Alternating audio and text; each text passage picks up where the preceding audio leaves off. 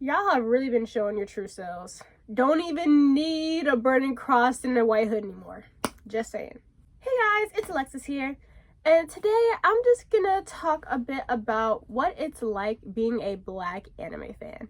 Especially since the past week or so have been really insane for a number of reasons.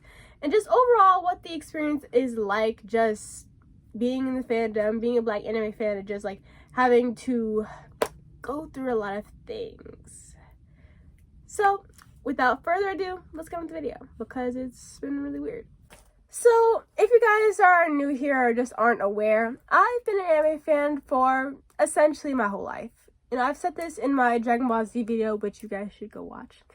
My first introduction to anime was Dragon Ball Z Kai.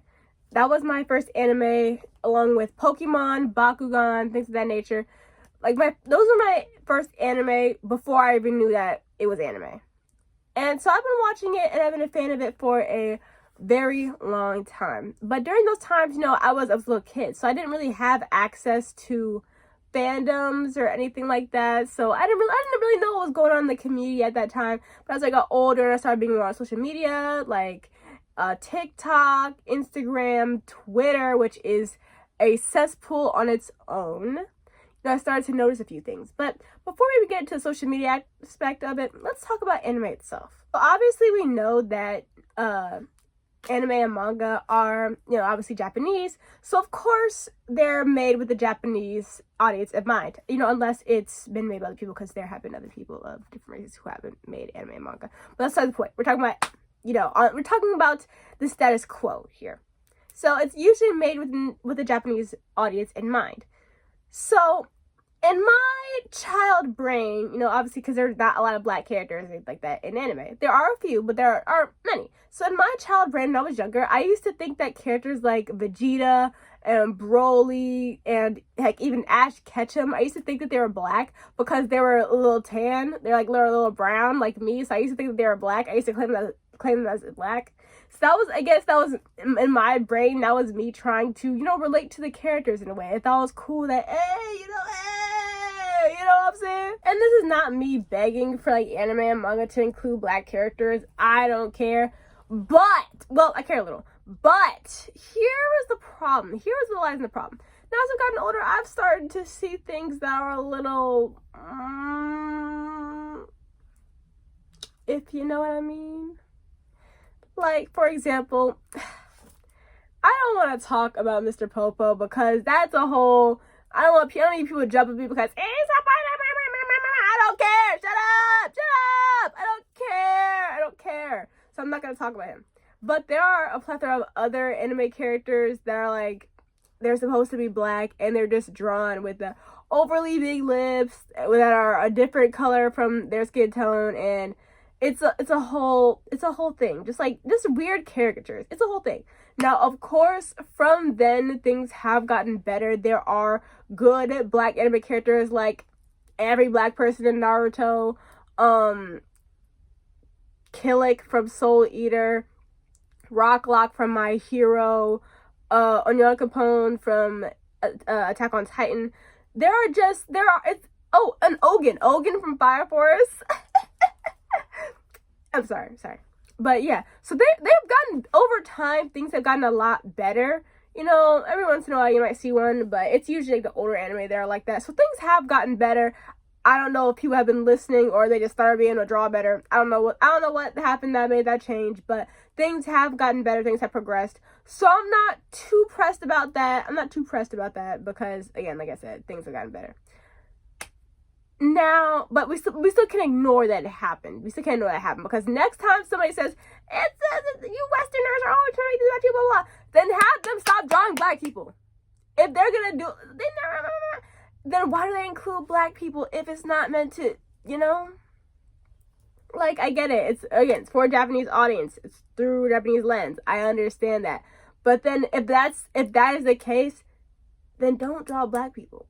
And if you are gonna do it correctly. And again, I'm not going to keep talking about this because, like I said, things have gotten better. So I'm not going to keep dwelling on this. But I need anime fans to, actually use their brain cells for once.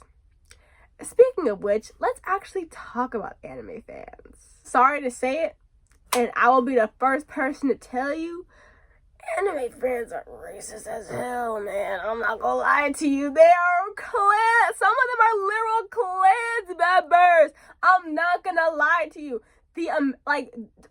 There are so many different tweets that I've seen regarding like anime fans just being racist in different contexts, whether it be them harassing voice actors, the English dub voice actors, whether it be them talking about characters, fan art, like it's or just cosplayers. Oh my gosh, don't get me started.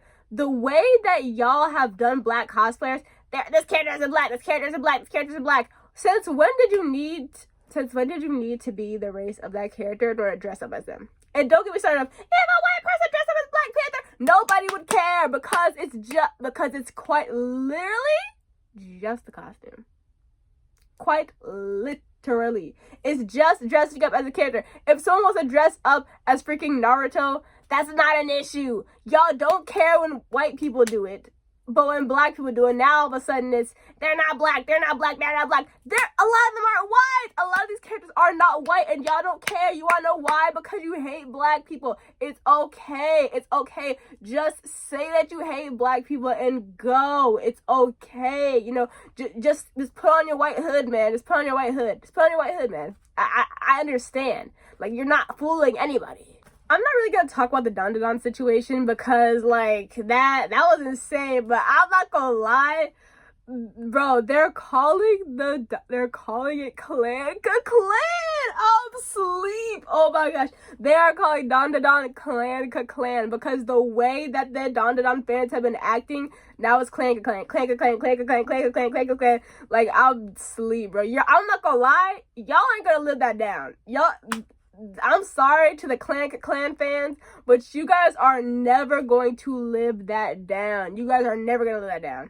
That forever, that is your legacy. If you are a fan of clan, that is your legacy. You are forever going to be known as clan. Ain't no more Dandadan, it's clan. It's clan. Yeah. The Dandadan fandom is never living that down. That is your legacy. I hope you guys are happy with yourselves, because that is your legacy. And it's hilarious. It's a hilarious legacy, to be honest. It's hilarious. But that's your legacy. But in all seriousness, it's just the fact that having to like go on Twitter or just like TikTok or Instagram or any other like social media site and just see the harassment that black people in the anime like community get is just, honestly, it's deeply hurtful, because it's like, how am I trying to say the word this? People are basically trying to push us out of the fandom, trying to push us out of this medium, and basically blatantly saying that you don't belong here. You don't belong here because of the color of your skin. This is for different people. You don't belong here. They're basically saying no one wants you here. You don't belong here. And that is just deeply hurtful because, I mean, as black people probably know, that's kind of how it's always been told. You don't belong in this space. You don't belong in this space. You don't belong in this space. And so, honestly, sometimes it gets tiring. You know, this has not changed my love for anime at all. Like, I don't care. I don't care what a racist person gotta say. I don't care. It's not changing my love for anime. It's not going to change anything. Clearly, it's not going to change anything for me. But it's just like, I don't interact with the fandom that much, but I'm online, you know, I'm around. But it's just deeply hurtful just to see like people like, dang, like really that's how you really feel?